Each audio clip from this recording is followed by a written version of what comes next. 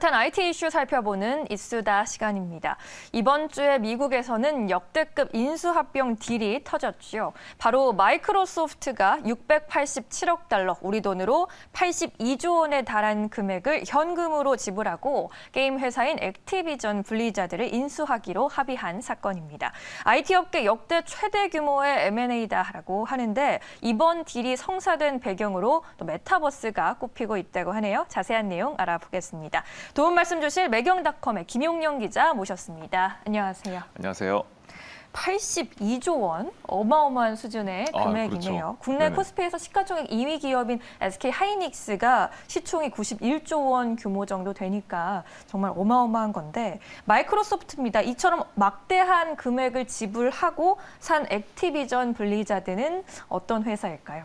예, 마이크로소프트야 워낙 유명한 회사니까 추가로 설명을 드릴 필요까지는 없을 것 같고요. 이제 말씀하신 것처럼 이제 액티비전 블리자드가 이 회사가 어떤 회사인가 궁금하실 분들이 많으실 것 같은데 이 회사는 사실 우리나라에서는 또 이제 매우 친숙한 회사이기도 합니다. 왜냐하면은 이제 국민 게임이라고도 불리는 스타크래프트를 개발한 회사가 바로 이 회사이기 때문이죠. 그리고 또 그 못지않은 팬층을 보유하고 있는 이제 디아블로 그리고 월드 오브 워크래프트 여기에 또 오버워치까지 한국에서 특히 유독 사랑받는 게임들을 개발한 회사이기도 합니다. 처음에는 이제 블리자드라고 하는 회사였는데요. 이 게임들을 개발한 회사는 블리자드라는 회사인데 콜 오브 듀티라고 하는 특히 미국에서 인기를 끌고 있는 FPS 게임을 개발한 회사가 있습니다. 이 액티비전이라고 하는 회사인데 이 두 회사가 합병하면서 액티비전 블리자드라고 하는 회사로 이제 탄생을 하게 됐죠. 그래서 이 회사 게임들의 이제 사용자를 합해 보면은 월 이제 4억 명 정도에 달하고요. 그리고 이 회사의 게임이 진출해 있는 국가들만 합쳐보면 무려 190여 개국이 됩니다. 그래서 이 회사는 말 그대로 글로벌한 게임 회사라고 할 수가 있겠습니다. 네, 그렇군요. 그런데 마이크로소프트도 사실 지금 엑스박스라는 게임기를 판매하면서 게임 사업을 하고 있지 않습니까? 굳이 다른 게임사를 인수해야 할 이유가 있었던 걸까요? 네, 말씀처럼 마이크로소프트도 이제 게임 사업을 영위하고 있죠. 예. 특히나 이 마이크로소프트는 이제 총 3개 회사밖에 없는 이 비디오 게임기를 직접 개발해서 판매하고 있는 회사이기도 합니다.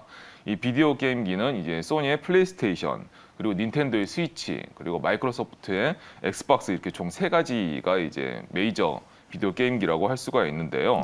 그리고 마이크로소프트는 이 엑스박스라고 하는 게임기뿐만이 아니라 이 게임을 개발하는 스튜디오를 자체적으로 보유를 하고 게임을 개발해서 유통하고 있기도 합니다. 그리고 헤일로, 그리고 엘더 스크롤과 같은 이런 명작 게임들을 내놓은 바가 있습니다. 그런데 하지만 아까 방금 말씀드렸던 것처럼 이제 190여 개국에 걸친 월 4억 명이라는 엄청난 사용자를 보유한 이런 게임들을 마이크로소프트가 갖고 있지 못해요. 그래서 이런 인기가 있는 게임과 관련 지적재산권, 즉 IP를 이제 확보하기 위한 계획으로 풀이되고 있습니다. 그렇군요. 스타크래프트나 오버워치와 같은 게임들 인기가 많긴 한데 게임이 아무리 인기가 많다 그렇다고 해도 82조 원이라는 거금을 지불하기에는 너무 비싼 거 아닌가라는 생각이 드는데 그래서 일각에서는 메타버스를 그 이유로 꼽기도 하더라고요. 그렇습니까? 네, 사실 82조라는 건 어마어마한 금액의 그러니까요. 돈인데요. 네, 말씀하신 부분이 정확한 지적이고요. 이번 인수의 궁극적인 목표가 바로 이 메타버스의 새 확장이라는 해석이 나오고 있습니다. 그리고 사실 이 메타버스 얘기는 이 인수한 마이크로소프트에서 직접 밝힌 내용이기도 합니다.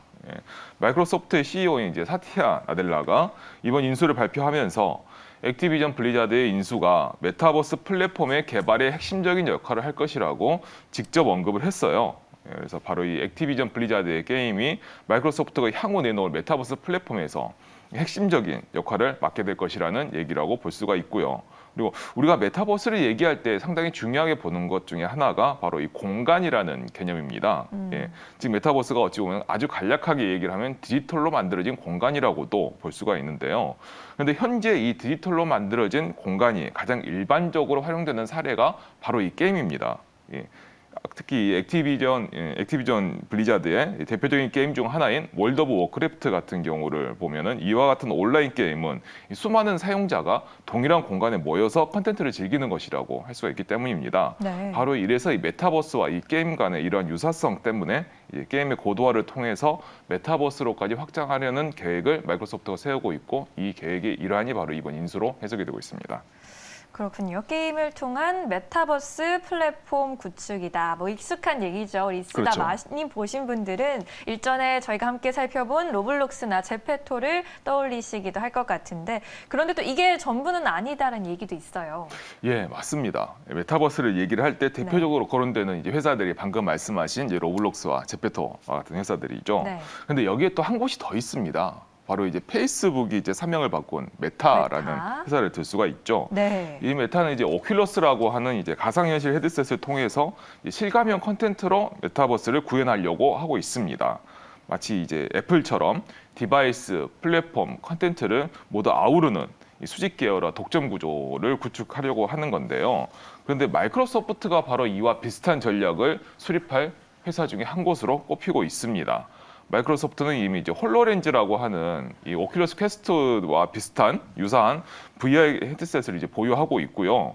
여기에 이제 액티비전 블리자드를 인수를 해서 확보한 게임 컨텐츠와 개발 기술력을 활용해서 말씀드린 것 같은 메타버스 플랫폼과 컨텐츠를 이제 구현하려고 하고 있고 이를 통해서 이제 디바이스, 플랫폼, 컨텐츠를 이어지는 수직 계열화 구조를 구축하려고 하는 것이죠. 네. 역시 그래서 이번 인수도 미래의 대규모 시장을 형성할 것으로 예상이 되고 있는 메타버스 트렌드에서 경쟁력을 확보하고자 하는 계획의 일환으로 또 보고 있습니다. 네, 지금 이제 메타버스라는 그런 개념을 두고 일어나고 있는 이런 모든 사건들이 참 여전히 놀랍게 느껴지는 것 같은데요. 이번 인수합병이 국내 시장 혹은 또 다른 기업들에 미치는 영향도 적지 않을 것 같은데 그 영향을 좀 가늠해 볼 수 있을까요?